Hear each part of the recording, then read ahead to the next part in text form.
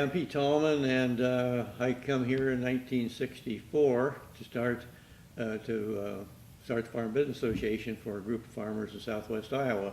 I was raised in Guthrie County, and real fortunate to have come up through a family that was strong on education, high moral values, honest, and that was important to all my ancestors.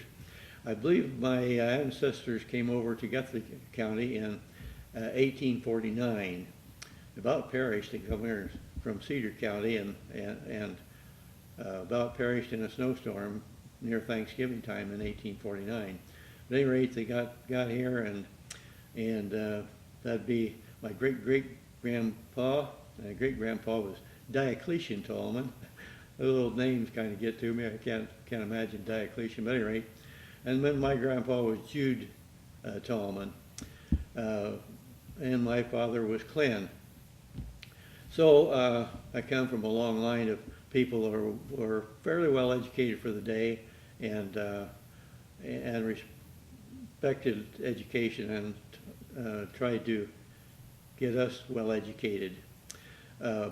Jude Tallman was my grandpa. He was kind of one that everyone looked to in the community to determine, how many bushels of corn or beans or oats there was in the wagon or the bin, and if they sold to a neighbor, they would oftentimes call Jude, or not call him, they'd go over there and talk to him. Didn't have electricity or phone in those days, but they would contact Jude, and he would say figured out how many bushels of whatever it was, and what the one farmer should pay the other farmer, and whatever Jude said, that was it. We've always had integrity, and they promoted integrity, and it was a high moral values were pretty important in my family all the way back. There was no drinking and smoking, and if I'd done that, my dad would have killed me.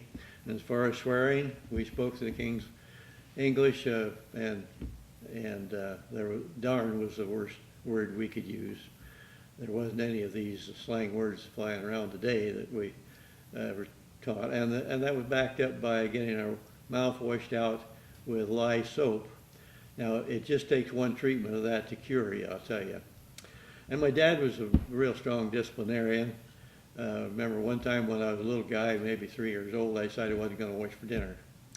This is just an example. And so Mother kept saying, well, Dad's going to be in from the field a little bit, you better wash for dinner. And I'd say, no, I'm not going to wash for dinner. So Dad came in from the field, and Mother calmly said to Dad, Pete doesn't want to wash for dinner.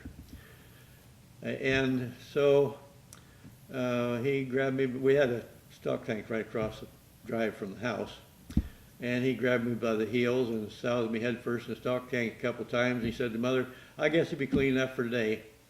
And that never came up again, oddly enough. But I felt real lucky having come from a family that did value education and all that. Really makes a difference. In those days they thought that I had an uncle married into the family, and he thought third grade was plenty. He said, if you can read and write and figures, what else you need, So that was what a lot of people thought. Jude and my dad were both teachers in the country school at one time or another, and many times my grandpa and grandma, one or the other, would go in and sub if a teacher got sick or something.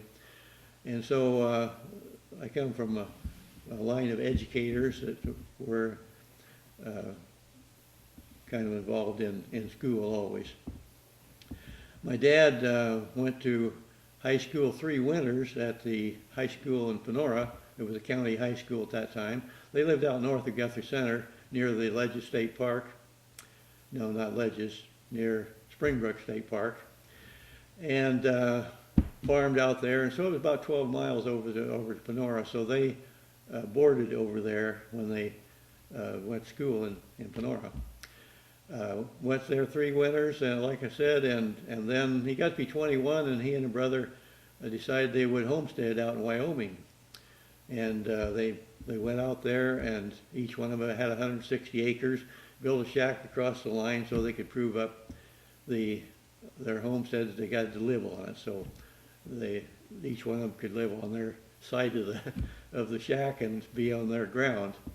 So that was kind of what they did, and it was not much. We went out there one time to check find the homestead, and it's near Bern, Wyoming. And so we went out there and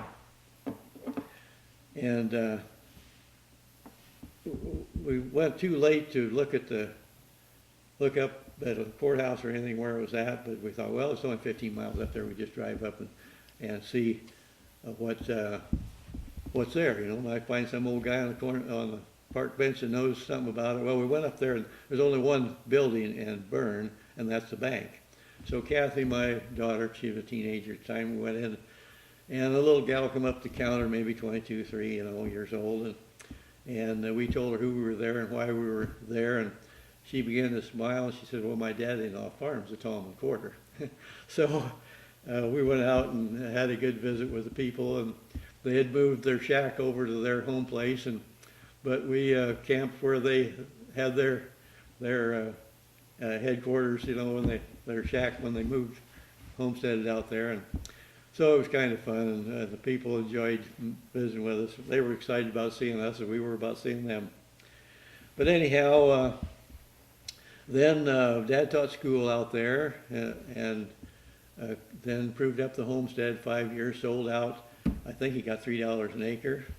Sold out, came back to Guthrie County, finished high school and went on to college at Iowa State, and graduated animal husbandry in 1916.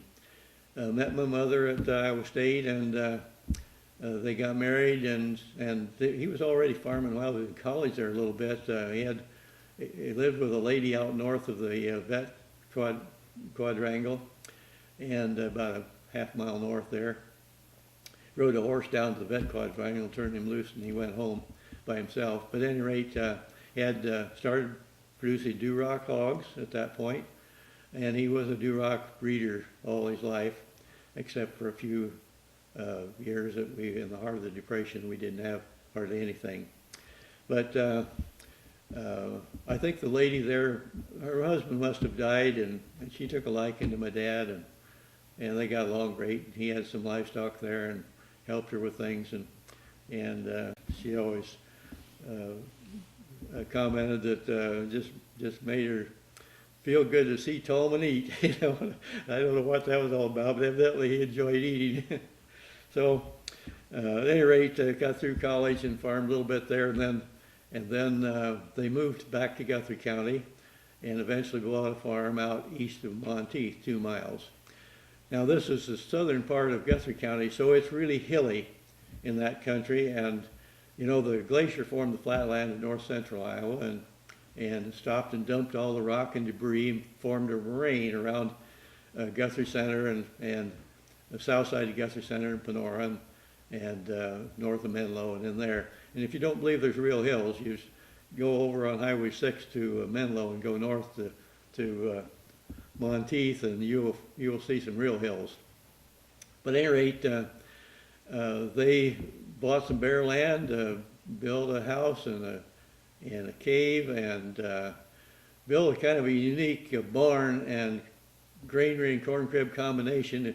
The corn crib and the granary looked like any other around that was built. It had an alley down the middle and grain on one side and ear corn on the other side. But under that, coming in from the south side, was a underground basement barn, and really a unique deal. And even this crib and bins had an elevator built in the center of it, so you could drive in the wagon and dump the grain in the hopper, and the buckets would carry it up to be shuttled out to one of the bins on one side, or the ear corn on the other side. That was modern for many years, but at any rate, they were doing great. A young couple, very progressive and doing real well. They had a car, they had an Overland car, and they were raising hogs, he was a pretty good sized hog producer at that time, about 100 sows, and that was a big hog man in those days. Purebred Duroc hogs, raised long hogs. He made a crate, and he hauled these hogs in the old high-wheeled wagon. We'd sell a boar or sows or something to the neighbors, and these hogs were long. They would just fit in a 10-foot wagon box, the crate that he made for these hogs. So they were long hogs. He always said a long hog got more pork chops than a short hog. And when they in the 30s and 40s, they went to these really short, chuffy, fat hogs, and he never changed. He said, those guys are crazy. So he had a hard time selling for a while, but the long hogs come back, and then he was back in the saddle with some good meaty hogs. At any rate, that was kind of how they started, and they were going really good, making money, and paying their bills, and everything was great. And then 29 hit. Now, they got hog cholera. That hit at the same time. And he got hit with hog cholera, and then just a matter of a couple, 3 weeks later, the crash of 29 hit, and they were under. There was no way. They bought this farm for $200 or $300 an acre, and now it's worth $50 an acre. And the hogs, he said he had 100 gilts, bred gilts, worth $90 a piece, and after what didn't die and with hog cholera, he sold for $9 a piece after the crash. So that just killed them. There was no way out. They eventually lost the farm. So they were foreclosed on, and when I was a baby in March of 1931. And you had a year to make good on the thing, so they could live there for a year. But in March 1st of 1932, the authorities come and evicted us. Well, my mother was kind of a mild-mannered lady, but I guess that day she was a little riled up, and Dad was trying to get an injunction to give us a little more time to find a place. And Mother said, you go see if you can get an injunction, I'll hold them off for a while. She built a red-hot fire in the old cook stove, and that did the trick there. But they were carrying our belongings out, piling the road. 9 of us had nowhere to go. 7 kids and Mom and Dad, but we did get the injunction, and then we moved to what we call Tom's place. Now, that's up on the Highway 44. It's just west of Panora. If you go out of Panora about 1.5 miles, and just before the road flattens out there, and then there's a long hill with a curve up to the left. Just before you get to that curve, going west out of Panora, you can see yet that 10 by 20 garage that we moved into. It wasn't much, but it was a roof over our head. So 9 of us lived in a 10 by 20 garage for 3 years. I think they had, the house had burned down, and they'd put a floor in that garage and closed in the end and put a chimney up to one side. And then I think it was Tom's family, because Tom lived on a newer house on the other side of the road, just up the road a little ways. And they had their place up there. So there was about 20 acres there and an old barn, and this garage, which was nothing. We had to wrestle the coons for it. But we went out eventually and run them out. Never completely run them out, but they were put off the side anyway.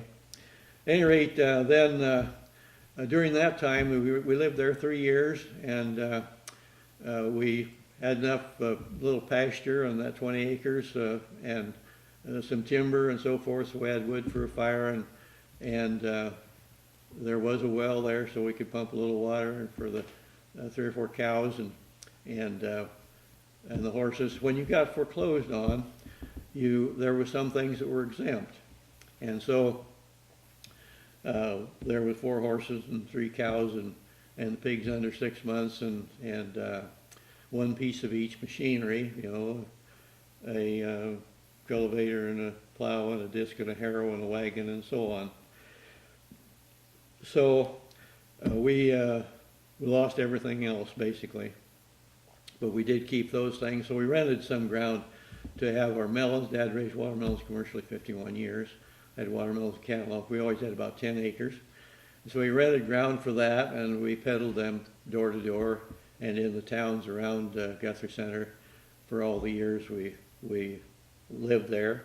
Well, we lived there and the place we moved to in 35. We were always looking for a bigger place because that wasn't very big. Everyone asked, where did you put the beds? Well, Mom and Dad had a bed at one end of this garage, but the rest of us had a blankie. And some of us, we put boards up over the ceiling joists, and some of us slept up there. And my two oldest brothers, when the weather was right, they slept out in the barn. It had a hayloft, so you could clean off part of it, and it wasn't too bad a spot to sleep in the summertime, and when the weather was decent. So that took a little pressure off, but it wasn't a very good situation. But we had shelter, and that's better than a box under the bridge, I can tell you. So we were always looking for a place then, but then in 35 we bought 110 acres. Now, my mother hadn't signed the notes on the original stuff. In those days, wives didn't sign many of them. So she bought 110 acres. And this was 110 acres what had been, a lady in New York had received it on a foreclosure. And our neighbor Jim had offered her $2,500. He wanted for his hired man, and we offered her $2,800, and she knocked it off to us. Went to Des Moines and got a shyster loan for 14% interest to buy it. And then shortly after that, Federal Land Bank come in down the road, and the interest dropped to, I think, 1 3/4% actually. But Jim was pretty bitter. He lived three-quarters of a mile north of us. He was pretty bitter about it because he really wanted that as his hired man. This was a crazy deal.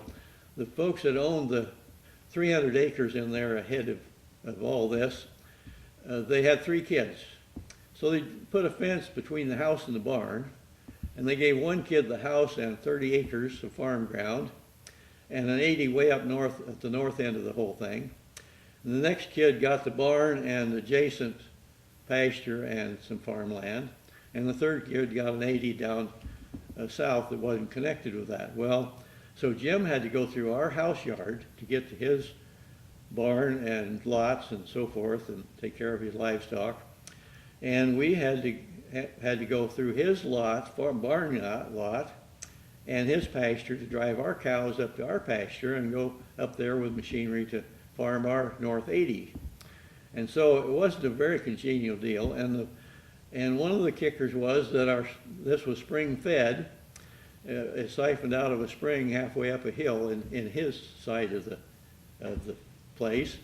And so he tried to cut us off there, but the judge ruled he couldn't do that because it had been running ever since 1850, and he couldn't do that. So then he turned the hogs in around that place, and they played havoc with the spring, but we survived at any rate. And he plowed one 18-acre field, so the water all come right across our front yard when it rained.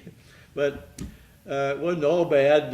We got all that topsoil, and our rhubarb and asparagus and garden crops, they grew really good with that good soil, and our lawn was always beautiful. But at any rate, it was kind of tense there a few times, but he finally kind of gave up, and eventually we bought him out, and that time we gave $55 an acre, and everyone complained that we were raising the price of land, and it was plenty for that kind of ground. But at any rate, we bought that, and then from then on, we didn't have to fight with him over things. But that was just one of the things you had to deal with. In the early 30s there, we didn't have, our horses were old when they moved there, and they died about the first winter. Winters were really rough then. Didn't have much good feed for them. And so we lost our horses, most of them, and all we could afford to buy were just horses that were about dead, old horses. And even them cost quite a bit of money. We had a mare called Jip we bought for $100, and we got a white cow pony thrown in for $10. But a good young horse would bring $200 to $300, and you could buy a tractor for twice that. Well, the problem we had was when we got foreclosed on, we could keep a certain piece of each machinery and everything, but my dad thought it was crooked or not right to take bankruptcy, so he didn't take bankruptcy, and therefore we couldn't buy a tractor because they'd come and take it if we bought a tractor. So all those years that I was growing up, we worked horses.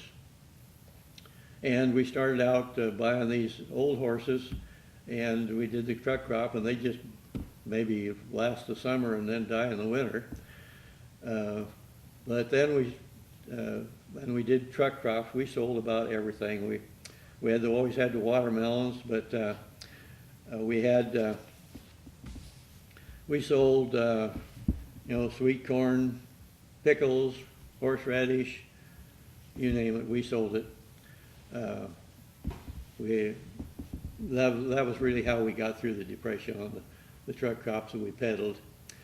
We even had, we sold sausage one year. We had 37 head of hogs, and we couldn't get enough money to pay the truck into Omaha, so we decided we'd just butcher them and make whole hog sausage and peddle it. And that's what we did, and so that was a winter project there, but worked out great. The people loved our sausage, and the price was right. They never squealed on us. The health authorities were after us all the time because we didn't have the quality of utensils, everything you needed to really do that legally. But at any rate, we butchered the hogs, we scalded them and scraped the hair off rather than skinning them.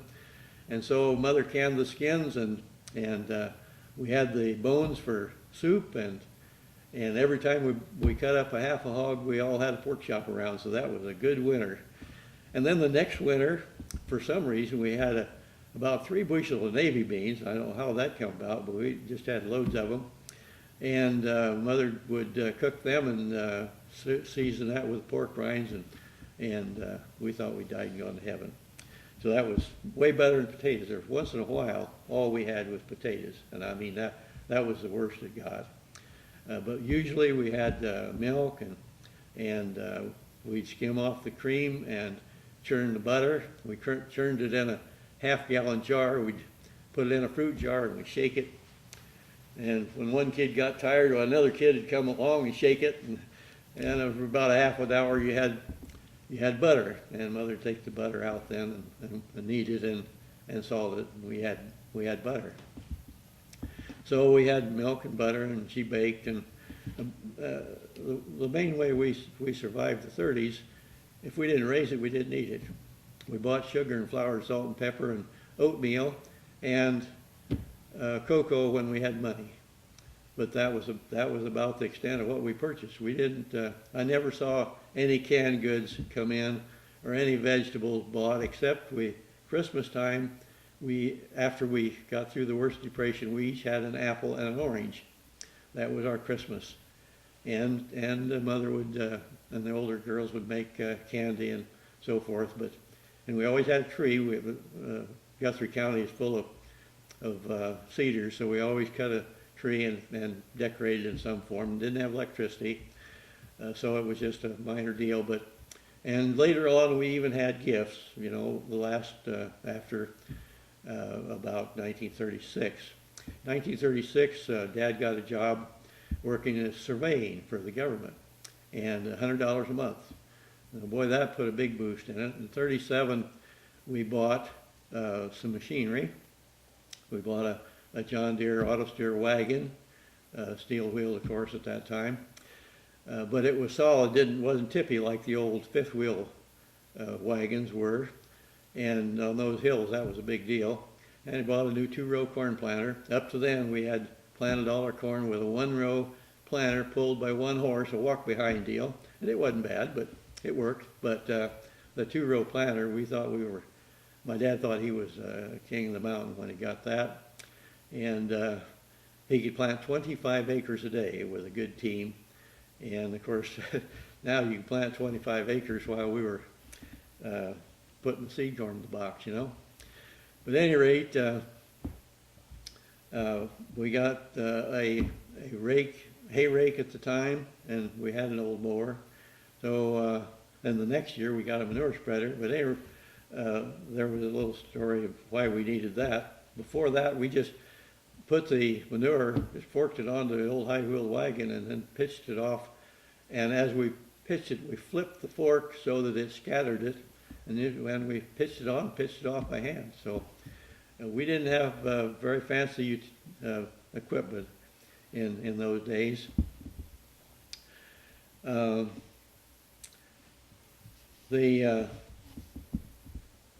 kind of tells a little about our first part of those years. If we had time, we lay out on the lawn and sang songs, and Dad played the violin, the mouth harp, and the juice harp. The juice harp went like this, you know. I don't know how you play one of them. I inherited one, but I can't play it. At any rate, he played the violin and the juice harp and the mouth harp, and we sang songs, the old Negro spirituals, you know, Swanee River and Old Black Joe and Coming Around the Mountain and all kinds of those, Red Wing and those kind of songs. And so we became a real close-knit family. You know, for the first part of the 30s, we didn't have a car, didn't go any place except school. And to town if we peddled melons or get a few supplies or something, but Dad is the one that went to get that mostly.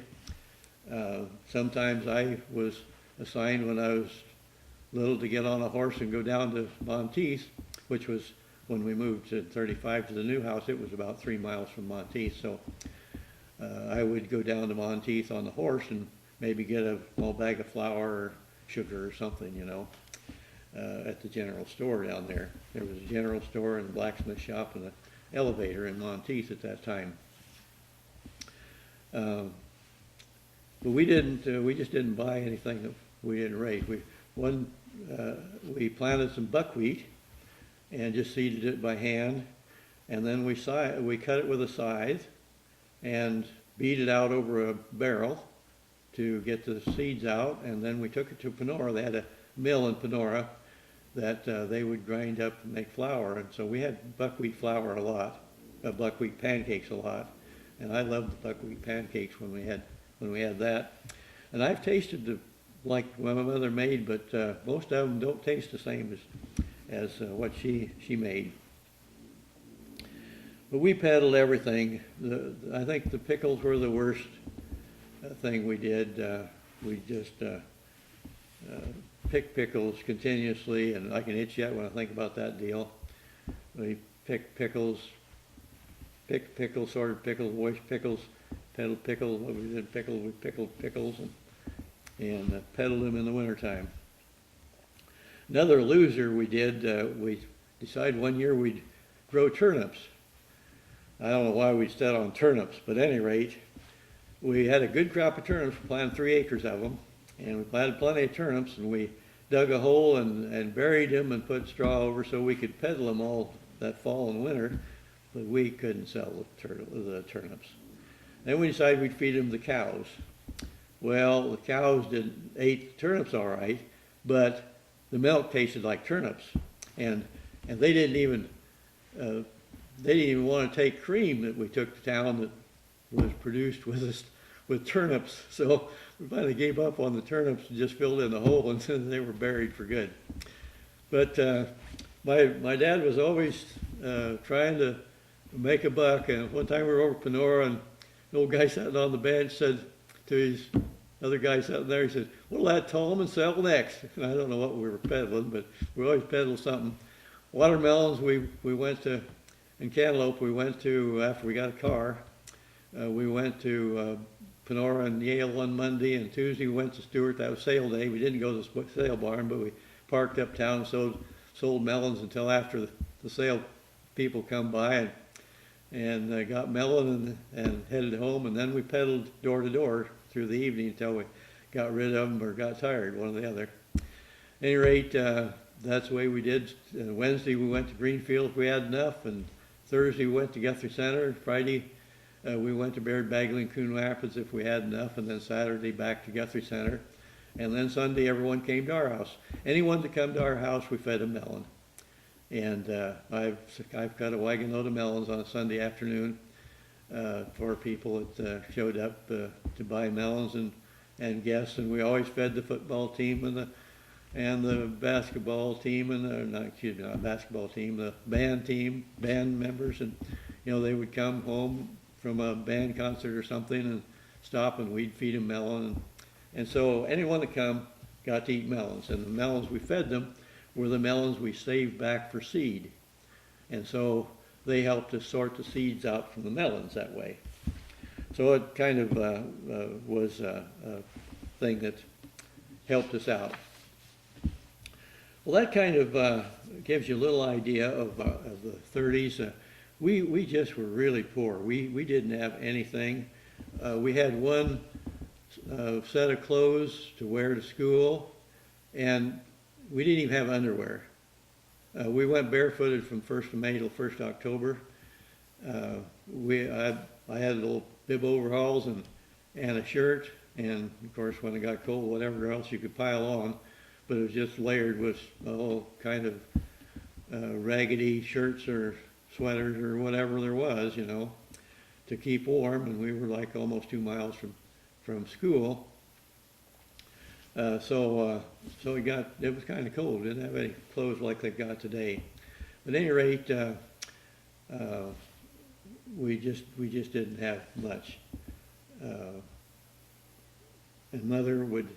my poor mother, to give us clean clothes to wear to school, she would wash our clothes on a scrub board at night and dry them in the oven, the old cook stove, and so we'd have clean clothes in the morning. And so it was quite an ordeal for her. Later on we got a washing machine, but she still washed a lot of them by hand that way because we didn't have enough clothes to start up a washing machine. And of course we had to heat the water on an old boiler on the cook stove, so it was a major operation to start this washing machine. And the Maytag motors, and sometimes you could wash them quicker and you could start the motor. But at any rate, that was kind of the way we lived. One of the stories I might include, we bought this Jip, this horse and got the white pony thrown in. Well, when I was little, I always wanted a white pony. So when Dad come home with them, my mother called me to the window and said, "Dad, I bought you a white pony." Well, this was a small saddle horse, but it was white and it served the purpose. But he was so smart. He was the only one that didn't die at the winter time, and he was a little younger than the others, but he could get any door on the farm opened. You just couldn't get a door shut to where he wouldn't get it open. So whenever we fed the cows, he was always in there cleaning up after them, And then he had this terrible limp. We would be riding him out to pasture, and he'd just go up and down, just a terrible limp, And then you get off and take the bridle off, turn him loose, and he'd kick up his heels, and away he'd go. So he had it all figured out. But at any rate, when I was like 5 or so, 4 or 5, when I got him, and of course I started riding him right away. I don't know when I started riding a horse, but I know how it happened, because when his little Dad come in from the field, he'd hang up the lines on the hames, send the horse down to the tank to get a drink, and he'd set us toddlers on the horse to ride down, and we'd hang on to the hames, and so that's where we learned to ride a horse. So I always said I think I was born on a horse, but maybe not quite, but almost. At any rate, one time my older brother, we went out to get the horses in the field, and he said, "You go down and round him up, and I'll stop him if he gets away from you."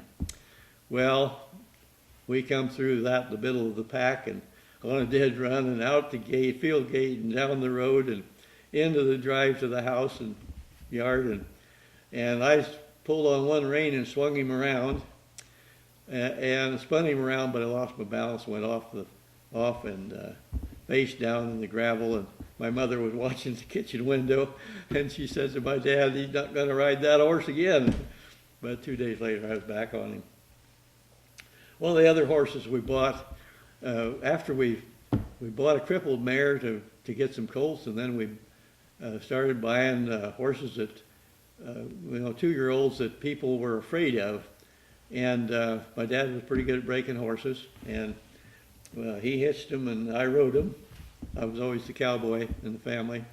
But at any rate, we got this one horse, and my oldest brother broke him to ride, but his name was Dick. We gave him Dick, and the neighbors had hitched him once, but he tore everything all to hell. And we bought him for $300. He was a big broad back and a big Belgian type horse, half purchased, but he looked like a Belgian. Big bow neck. He'd been proud cut. He was castrated as a 3-year-old, and he was like a stallion, and he was tough. But we bought a new halter and a new bridle for him, and put him in the furrow on the gang plow, 4-head horse hitch, on the gang plow, and tied him to the horse on the left, and put another horse out in the plowing, and just tied him to that one, and we slid the double tree over to give him 3/4 of the load, so that the other horse wouldn't have hardly anything. About 2 days of that, we had him down where we could talk to him, and we broke him. But he was a great horse for work. He was no balky. He was a goer, and a great horse. Did a lot of work for us. But boy, if something happened, he was dynamite. One time, my brother Jack was leading him, pulling in a small tree to heat the chicken house, and we had pulled in another tree, and there was a short limb sticking out, and the single tree caught over that limb and flipped that little tree over on top of Dick. And I can remember yet him going up the valley just like a jackrabbit. And finally Jack got him stopped, but he was out of there. That was all there was of that. Well, let me get on with the other part of this a little bit, tell you a little bit about what I did in Korea, and a couple of Christmases that were kind of special. I graduated from high school in '49, and I farmed 2 years after that. And then in February of '52, I was drafted into the service. And after 12 weeks of basic training and a week home with the folks, I was headed for Korea. Now, on the way to Korea, we were 5,000 of us on the USS Black, packed in like sardines. But the water was really smooth all the way, no storms or anything, and the whales were jumping, and it was really a scenic deal as far as that goes. They were talk we were going to get to stop in Hawaii, but that was just a rumor. But at any rate, on the way over, they asked for people that could type, and so I thought, typewriters are behind the big guns. So I went and took the typing test, and there wasn't many that could pass 40 word. We'd been out of school 2 years, but I had 2 years of typing, and so I was able to pass the 40-word test. And so when we landed in Japan, I was shuttled off to a CBR school to start with, Chemical, Biological, Radiological Warfare, and then that was a crash course for about 3 weeks, and then I was headed for Korea. And we went to the Repo Depot in Busan, the southern tip of Korea, and that was a terrible ordeal. It was a rainy season, and mud was knee deep, and it reminded me of these cattle lots in the spring, and we had a little piece of tarp that we could get under, but we just dip out the water and put a little trench around it. Eventually you lay down in the mud and went to sleep, and we looked just like the cattle that lay down in the mud and go to sleep, covered with mud. It was an ordeal, and we didn't have much in the way of clothes, and even though it wasn't terribly cold, we froze to death. At any rate, then got through that, and I was assigned to a battalion, that a headquarters company, because I could type, and that was a good deal. But this company, battalion, road trained supposedly railway security all over South Korea. It was actually more of a ducking operation than it was guarding, because in that situation, there was two men on either end of a train. Now these guard cars were like a coal car in this country, only they weren't that tall. They were maybe a couple feet shorter up and down than the coal cars in this country. And then there's a smaller box set inside, and then in between was gravel or sand to give us some protection. So we would go up the road and have protection in this coal car when the guerrillas would fire on us. We were in guerrilla warfare all the time I was there, and the Korea looks like like in the old days when they shelled corn and moved the cob stacker. All the hills were kind of pointed, and the valleys were all the same level, and the hills were about the same height. But they come up to a real sharp point, and the guerrillas would push out the rocks on those points, and then they'd fire on us from the hilltops, and we'd have 15, 16 trains shot up a night. And if they got the train stopped, there was nothing you could do. It'd be two of us against 20 to 200 guerrillas, and about all you could do was abandon the guard car, and because you knew you were going to have a hand grenade in your guard car in a matter of 3 or 4 minutes.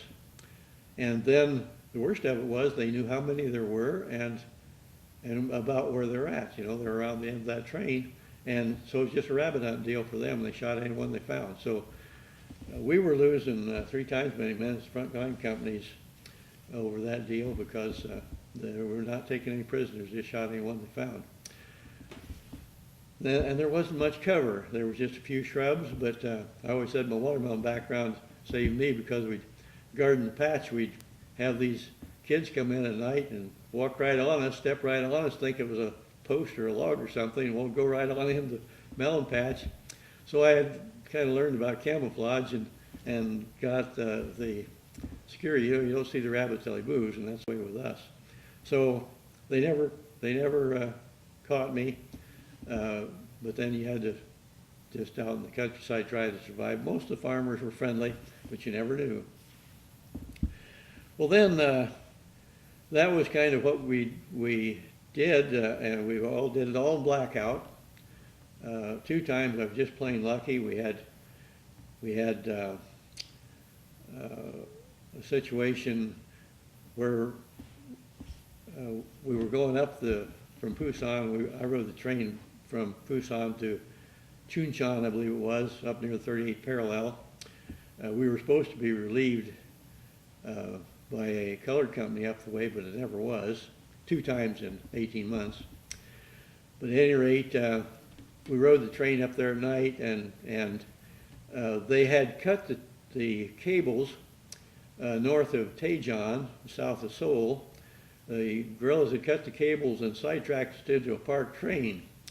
Well, I was in the front guard car, and that happened to have some hospital cars on behind the engine, so they wanted us in front of the engine so they could have piping to the guard cars, or the hospital cars.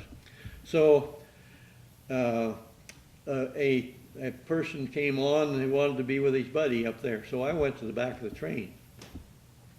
And not 20 miles up the road, we got hit by a parked train, and killed both those guys. So, and the other time that was just plain luck, of course I was safe in the back of the train, except for getting the little bounce, The other time they heard that there was going to be a load of ammo go north, and so they mined the track. Well, the North Koreans had hit the airport at Seoul, and so the flyboys sidetracked us and took a load of runway materials north, and they got hit, killed several of them, and so the second time was just plain luck. But at any rate, I survived that and come back with all my arms and limbs, and so I was pretty happy about that. I wanted to tell you a little bit about the situation there. No one any more generous and helping than the GIs. In every country we've been, and I think that's true today. There was kids all over the place, and the sad part was kids were looking for their parents, parents were looking for the kids, and they'd been run over by Army 3 or 4 times, and it was just a shambles. Everything was bombed out, and it was a real bad deal. We lived in 6 of us lived in a motor pool compound, and it was been an old bus depot, a big wooden gate, and most of them were mechanics, but I was a typist. I typed the orders for the battalion supplies, and so that was my job. A captain would come down to where I was, and he would tell me what to type up, and I'd type it up for him. And so that was kind of the typing job that I had, but it got me into a headquarters company, so I was more secure when I was back than the rest of them out in these boony little towns. We had as little as 6 men in some little town out somewhere, and the guerrillas would just come and light their little hut or shack to a fire, and when they come out, they just shoot them, you know. So I was safer when I come back when I went out to danger. And what we had to eat when we were out, all we had to eat was leftover World War stew, and it was made with mutton, and we could have as much as we wanted, but that was what we had to eat. That was terrible. We took our canteen of water and the mutton and that stew, and that was it. We were always trying to heat it up with a little can of heat, but it didn't work very good. Well, I wanted to tell you about the 2 Christmas. First Christmas I was there, we got 2 feet of snow, so the war was on a standstill, and 6 of us got in a snowball fight in this motor pool. All of a sudden, somebody run out the big wooden gate. And then we were 6 of us against about 200 Koreans. They love something like this. We'd load up with snowballs, and we'd charge out the gate, and you just have a wall hit you, and then we'd chase them up and down the road a little bit and go back and load up again. And there'd be old Papa Sans with little round hats, you know, involved.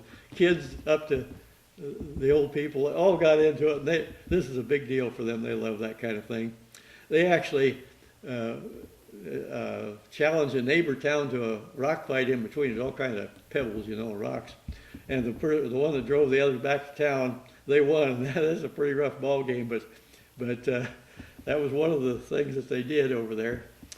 But the Koreans are industrious, just like a beehive. Everyone working on something, you know, and so you know, I didn't expect anything could come out of that. But when I think about it, I can understand why LG and cars and all kinds of stuff has come out of Korea, South Korea, now that the war was over and they got put back together. I'd love to see the place again, but probably never will. Well, that was the kind of the first Christmas. Now, we, besides all individuals, a lot of us had a kid that we supported. It cost $5 to send him to school a month. And there was probably 3/4 of the guys had a kid that they sponsored to school. And we collectively, the headquarters company, supported an orphanage of about 400 kids. Now, these kids came over Christmas Day. We had a Christmas dinner, and then the kids came and put on a program for us, and they put on a super fantastic program. It was really all in English. They learned how to sing in English, and there were no miscues. They practiced. They knew which side their bread was buttered on. They wanted to do it good and impress us, and we were impressed. It was really quite an extravaganza that they would put on, music and skits and so forth. Then the second Christmas I was there, I got a really nice Christmas present. You can't believe how nice that was. Christmas Eve night, about 3 o'clock in the morning, I had a friend in the message center, and he sent a person down to tell me that I was going to rotate for home at 8 o'clock in the morning. So no more sleep that night, and I was packing up and getting ready to go, and I was ready. 7 o'clock we had breakfast, and at the cooks made breakfast at the headquarters. We went up there to have breakfast, and so I was ready to go, but they got everyone lined up, and the the officer in charge come and he said, pointed at me and another kid, he said, you are going to take the records up and you're going to fly up this afternoon. So the rest of them loaded on a train and went to Seoul and then to Incheon, where the repo depot there where we shipped out from. And the two of us went up with the records later on. But that let me have dinner with my outfit and got to see the program put on by the kids. So that was quite a deal. Then I walked out the airport. That was about 6 miles. The two of us walked out there and got on this Norwegian airplane, and it was a cargo plane. There was no seats in it, like a stock rack on each side, and they just strapped us to the wall. That was all. And this was kind of a rugged day. It was a week or frosting over, and it was foggy, and I don't know whether they were going to make it or not. To come into Seoul and started to set it down, and he was straddling the left row of flares, so he pulled it back up, and boy, I thought I was going to lose it there. But he come around and set it down all right, and then we went to the repo depot, and of course at the repo depot, all these people that come over together were at the repo depot too. So we all came together and we ended up together there, and we processed there a day or two and shipped out for home.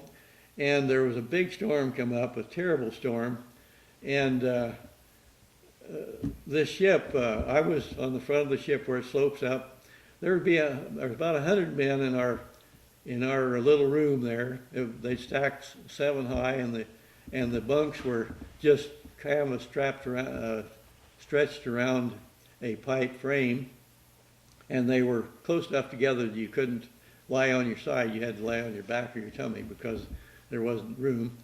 And this room for 100 of us would be about 20-foot square.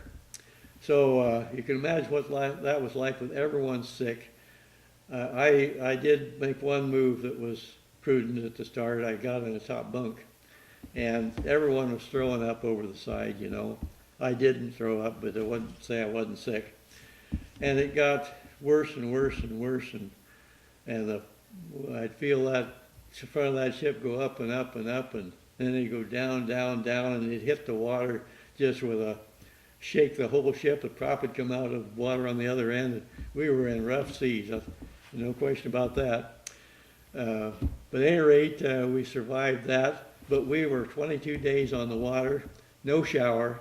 Can you imagine? We smelled like puke all that time. We got into San Francisco in the afternoon, one afternoon, and waited till the next morning to unload. One of the neat things, the little captain with the shuttle boat that took me out to the boat came and got me. When I went out there the first time, there was an old sergeant, battle-worn sergeant off in the corner crying, and I kind of got the message there of what we were headed for. But at any rate, the same captain come out and got me that took me out there, so I thought that was kind of neat.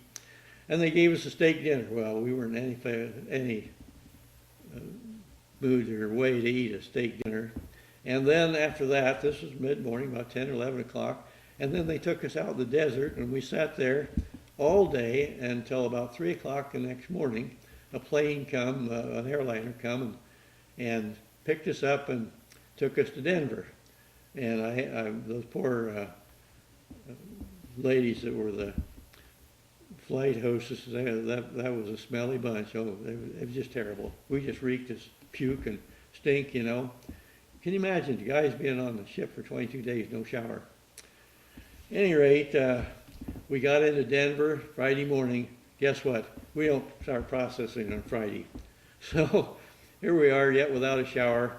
You either go on some kind of duty or you take a pass and go to Denver. Well, the pass went to Denver. And so the regulars there at the base, they had that figured out. So they loaded a dozen of us into their car and took us to Denver at $5 a piece. We got to Denver, and the only place we could stay was the Y because we only had $20 a name to start with. And we just didn't have a change of clothes or nothing that was clean. And they had a dance there, and we went down and peeked in, and here, and some of these women pulled us out and danced with us, smelling like puke and worse, combat boots and all. I've got a special place in my heart for some Denver women. I can't imagine that. We didn't dance with them very much, just a few minutes. But then we went up and we just got in the shower and clothes and all and just washed off everything we could.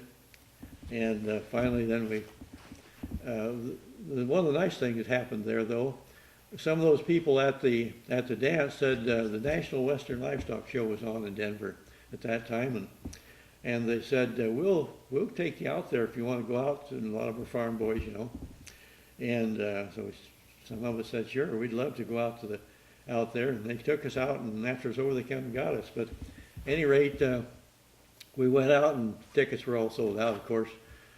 But the guy came to the door and he said, well, if you want to, after we get everyone seated, you can come in and sit on the steps and the aisles. And so that's what we did. And we got to see the championship of all the events, the cutting horses, bulldogging, the heel and head roping, and you know, just everything, the barrel races, and this was a championship for the whole United States, so it was good. And at least I loved it. All of us enjoyed it. So then we went back to where we were staying, and the regular guys picked us up and took us back to Denver, and we got mustered out and headed home. Now, Korea was the forgotten war. You know, they talk about Vietnam, the poor guys complain about it all the time, but there was no fanfare when we come home. Nobody spit on us, but there was no note in the paper that we'd arrived home or anything like that. We just were home, and they just, you know, we'd kind of been gone for a couple of years, but that was about it. So we made it home okay, and one thing that I probably overlooked that happened during the time I was in Korea was the prisoner exchange, and I was a guard involved in that. And I couldn't figure out what the heck was going on, because you could see the fear on these people's faces. They were packed in these cars like sardines going north to be exchanged for our guys. And I couldn't figure out what the deal was, because you could see they were scared to death, a lot of them. And the guerrillas were threatening to attack the train. Why were the guerrillas attacking their own people, you know? Well, I learned from Iowa Public Television a few years back, they had a special on it, and our government had decided, or maybe the UN had decided to let a lot of those prisoners loose if they agreed to stay in South Korea. And a lot of them took the bait and did, except then the UN or Iowa State, the government, whoever, backed out. And so the regular army people there, the tough guys from North Korea, they branded all these guys with a hot iron, so they were dead when they got to North Korea, and that's why they were scared to death. So that was a scary experience. We just had a few guards that guarded this train with thousands of POWs on that train. That was a scary deal. We had a battalion commander that he'd been in the Army some 30 years, and that's his first command position. He decided we'd have inspections. Well, American ingenuity, we were in a motor pool, so we had access to barrels, and we cut a 6-inch hole in the top and bottom of a barrel and put a pipe in it, welded a pipe in it, and hooked a pipe out the bottom up to a barrel on some posts, and filled it with water, and a tent stove underneath, and made it so it circulate, and we'd have a hot shower once a week, 6 of us. Well, this battalion commander come down, and he was feeling his oats, and what's that, soldier? And we told him, looked like a goddamn fire hazard to me, take that son of a bitch down. So we had to take it down every week and put it back up. Then come to my little bunk, and I had picked up a 31 caliber Russian rifle up on the front lines. I thought he'd have me a souvenir. "What's that, soldier?" And I told him. And he turned to his corporal, "Take that out and cut that son of a bitch in two with a blowtorch. Bring me back the pieces." So that was the end of my rifle. But at any rate, then one time he walked down. He was going to check to see if we were on guard. Well, we had a kid we called Tex. He wore his 45 low. He always wore sneakers. He says, "You can't clunk around combat boots in this country and survive." And he had a point. His folks sent him tennis shoes to wear.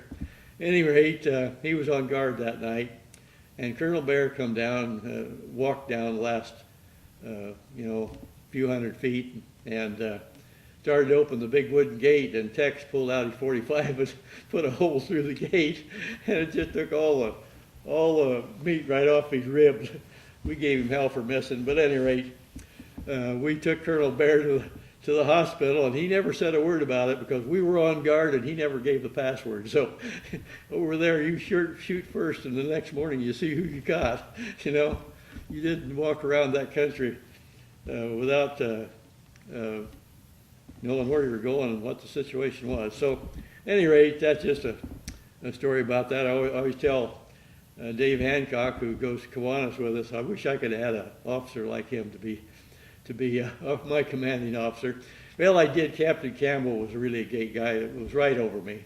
He was head of the supply thing and for the battalion, and he was hooked up. He got in from the reserves, and I typed a dozen letters. He was trying to get out on a hardship deal. He owned the telephone company in Big Sandy, Montana. I always wanted to go to Big Sandy to see how big a deal this telephone company was, but he didn't have anyone to climb the poles, and I'm sure he didn't climb the poles, but at any rate, they never let him out, and so he was there all the time, just about all the time that I was there. He rotated just before I left, but that's kind of my Korean experience, some good, some bad, but the Korean people are fun-loving people, and that's the one country that has always thanked us for being there. One time here about 20 years ago, a college troop come over, put on an extravaganza in Des Moines for 2,600 of us Iowa Korean veterans, and it was just a super program. And then afterwards, they all come out and put a medallion around their neck and thanked us personally and gave us a hug, and that was pretty special. So the Korean people, they appreciated what we did, and we did a lot for them, but it was a rugged ball game, and it was a forgotten war until the Vietnam came back and they started complaining. They got a full ride at school, and we got a partial ride. Korea was a police action part of the time, so you didn't know you get a full ride. At any rate, that kind of concludes my story, and I hope that you enjoyed it, and maybe I can talk to you again. I'm retired. I do a lot of things, but I'm really interested in the technologies that has been kept from the people for many, many years, some 100 years. We can produce electricity for 100 cents a kilowatt. We can produce electricity and send it all over without wires. We can get 180 miles to gallon on cars. All these things that have been kept from us, and then fair tax would eliminate the IRS. So I'm really into that endeavor. So maybe talk to you about those another time, but been a joy meeting with you, and I hope that my presentation has been educational and worthwhile. Thank you.